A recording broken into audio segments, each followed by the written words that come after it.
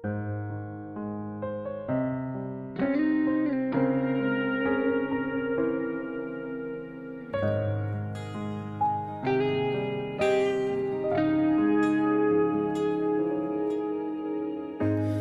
ឹមជាមនុស្សម្នាក់ដែលនៅក្បែរមិនអាចនឹងមើលថែគេរហូ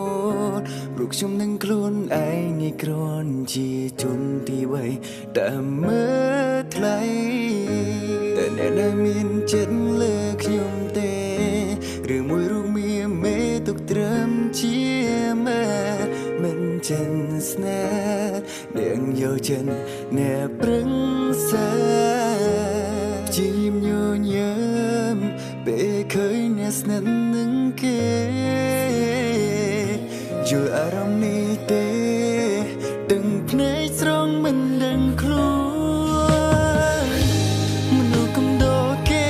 ម្នាក់នេះត្រូវរងសម្ពាធដល់ពេលណា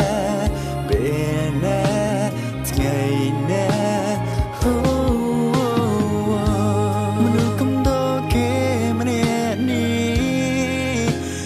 ចិនខ្លាចបាត់បង់ជីវ៉ាខូចចិនណាអន់ចិនណាហេតុអ្វីមិនមែនជាខ្ញុំ